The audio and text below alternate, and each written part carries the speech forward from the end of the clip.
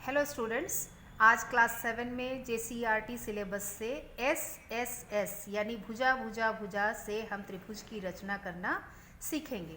मान लो त्रिभुज PQR है जिसमें PQ बराबर 4.4 सेंटीमीटर, QR 6 सेंटीमीटर और PR बराबर 5.3 सेंटीमीटर है। तीनों भुजाओं का मान दिया है, तो रचना कैसे होगी? सबसे पहले बिना माप का एक रेखा खींचिए। कोई भी भुजा, मैंने PR लिया है तो ये 5.3 सेंटीमीटर है। एक शीर्ष पर P लिखिए और कॉम्पास से स्केल पर 5.3 सेंटीमीटर चाप काट लीजिए। ठीक है, ये मैंने ले लिया। अब यहाँ रख करके इस रेखा को इस तरह से घुमाइए। ये 5.3 है, यहाँ आप R लिखिए और यहाँ 5.3। अब देखिए P यहाँ है, Q आपको मिल जाएगा, तो 4.4 सेंटीमीटर चाप फिर से स्केल पर लीजिए। चाप मापना आता होगा, mm पर रखकर आप 4 के बाद 1 2 3 4 गिन लीजिए। 4.4 सेंटीमीटर हो गया। इसे P पर रख करके यूं घुमा दीजिए एक बार में। कभी भी पेंसिल वाला पार्ट आप नहीं पकड़ेंगे, नहीं तो हाथ हिल जाएगा। इसके बाद QR 6 सेंटीमीटर है, तो आप इस चाप को 6 सेंटीमीटर अपने स्केल में ले लीजिए और यहाँ QR है तो R पर रख के आप इस तरह से काटिए कि इस चाप को ये काटे। देखिए पहला चाप छोटा हो गया था, तो इसे फिर से आप एडजस्ट कीजिए।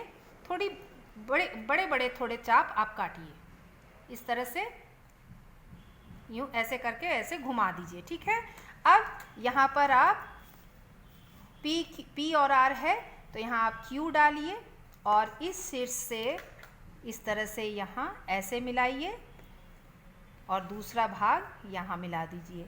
ये SSS प्रतिबंध से ये माप हो गया 4.4 सेंटीमीटर और ये 6 सेंटीमीटर त्रिभुज की रचना हो गई। ये SSS प्रतिबंध से त्रिभुज की रचना है। अब मान लीजिए दूसरा है SASA यानी SAS प्रतिबंध से। इस थ्योरी से त्रिभुज कैसे बनाया जाएगा, जिसमें दो भुजाएं और एक कोण दिया है। तो यहाँ पर दिया है ABC एक त्रिभुज है जिसमें AB 3.8 centimetre, angle A 60 degree और AC 5 सेंटीमीटर।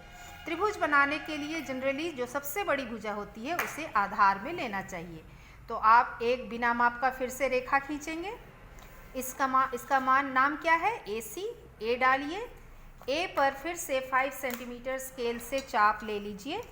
स्केल पर 5 सेंटीमीटर चाप लीजिए और A पर रख करके इस रेखा को प्रतिच्छेदिया काटिए और यहाँ नाम दे दीजिए C। ये हो गया 5 सेंटीमीटर। अब एंगल A पर 60 डिग्री, छोटे कक्षाओं में आपने 60 डिग्री का कोण बनाने सीखा होगा, उसी को यहाँ A पर बनाइए। एक बार कोई भी चाप लेकर एक बार घुमाइए। ये 120 डिग्री 360 डिग्री का आधा 180 डिग्री होता है। फिर जहाँ ये कट रहा है वहाँ ले जाइए और एक बार आप काटेंगे तो ये 60 डिग्री का कोण होगा।